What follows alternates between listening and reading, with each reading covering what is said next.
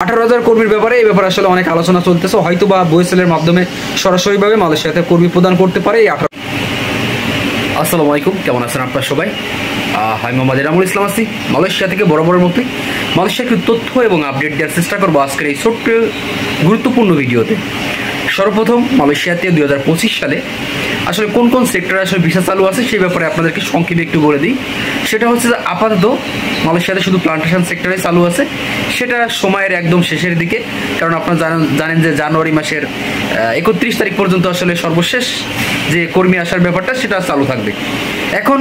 এখন পর্যন্ত আপনারা জানেন যে সোশ্যাল মিডিয়াতে দেখা যাচ্ছে যে 15 তারিখের পরে আসলে সময় বাড়বে, অথবা এরকম কোনো আপডেট নিউজ আমরা সোশ্যাল মিডিয়াতে ঘোরাফেরা করতেছে আমরা দেখতেছি।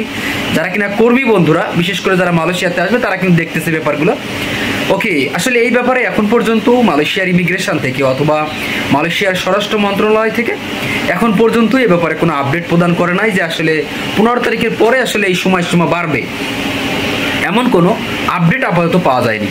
সো আমাদের যারা কর্মী বন্ধুরা যারা আছে, যারা কিনা মালয়েশিয়াতে আসার জন্য ওয়েট করতেছেন, আসলে আমি বলবো যতক্ষণ না পর্যন্ত অফিসিয়ালি ঘোষণা আসে ততক্ষণ পর্যন্ত আপনারা আসলে নিশ্চিত থাকতে পারেন। এবং যখন কিনা আসলে অফিসিয়ালি ঘোষণা আসবে তার পরবর্তী সময়গুলোতে দেখা যাবে যে যারা কিনা নতুনভাবে পাসপোর্ট জমা দিতে চায়, অথবা যদি দেখা যাচ্ছে সেই ক্ষেত্রে 1 থেকে 2 মাস 3 মাস সময় বাড়ায় অথবা তারও বেশি সময় বাড়ায়, সেই ক্ষেত্রে আমাদের যারা নতুন কর্মী বন্ধুরা মালয়েশিয়াতে আসতে চান অথবা পামবাগানে আসতে চান, সেই ক্ষেত্রে তারা নতুন করে পাসপোর্ট জমা দিতে পারেন। তবে এখন পর্যন্ত নিরাশ হওয়ার মতোই, কারণ যারা কিনা আসলে অলরেডি পাসপোর্ট জমা দিয়ে রাখছে টাকা পয়সা দিয়ে, তাদের কিন্তু কোনো বিহিত অথবা কোনো ব্যবস্থা এখন পর্যন্ত হয় নাই।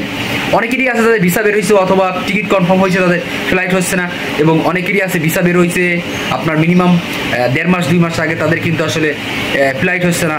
এই ব্যাপারগুলো নিয়ে অনেক ভোগান্তি এবং দুশ্চিন্তায় আছে আমাদের যারা কর্মী বন্ধুরা যারা মালয়েশিয়াতে আসবেন।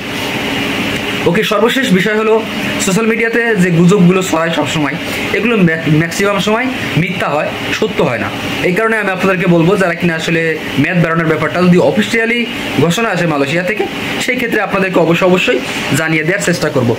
এখন মেন যে ব্যাপার সেটা হচ্ছে যে নতুনভাবে আসলে নতুন বছর আসলে কলিং ভিসা খোলার সম্ভাবনা কেমন। আসলে এই ব্যাপারগুলো এখন পর্যন্ত সামনে আসে না অথবা ফাইন্ড আউট আসে নাই যে আসলে কতটা সাকসেস হবে বাংলাদেশিদের জন্য অথবা নতুন বছরে ভিসা খোলার ব্যাপারে। এখন বাংলাদেশের যে অন্তর্বর্তীকালীন সরকার আছেন ডক্টর ইউনূস, তিনি কিন্তু মালয়েশিয়ার সাথে একটা বৈঠক করছেন, সেখানে তাদেরকে মালয়েশিয়াকে আসলে আবেদন করছে যাতে মাল্টিপল ভিসা যাতে বাংলাদেশিদেরকে প্রদান করে। অনেক বিজনেসম্যান আছে, অনেক স্টুডেন্ট আছে, অনেক স্পোর্টসার আছে, অনেক যারা কিনা ট্যুরিস্টার আছে, তাদের জন্য যেন সহজ হয়, অথবা মালয়েশিয়াতে বসবাস করার জন্য যে মাল্টিপল ভিসাগুলো আছে সেগুলোর ব্যাপারেও কিন্তু বাংলাদেশের সরকার মালয়েশিয়ার সাথে আলোচনা করতেছে। তবে জানি না কত পার্সেন্ট সফল পাবে এই ব্যাপারে, বিনিময় করছে, এটা বাংলাদেশিদের জন্য একটা সুখবর আসতে পারে। আশা করি বুঝতে পারছেন ব্যাপারটা। আপাতত এই মুহূর্তে নতুন করে আসলে কর্মী বন্ধুরা যারা আসবেন তাদের ব্যাপারে অন্যান্য সব সেট করে আপাতত কোনো ভিসা খোলা নাই। আশা করি বুঝতে পারছেন ব্যাপারটা।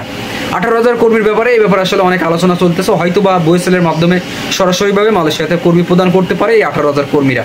তবে নতুন কর্মীদের কি হবে সেই ব্যাপারে এখনো অজানা রয়ে গেছে। আশা করি বুঝতে পারছেন ব্যাপারটা। এই হলো মালয়েশিয়ার সর্বশেষ আপডেট।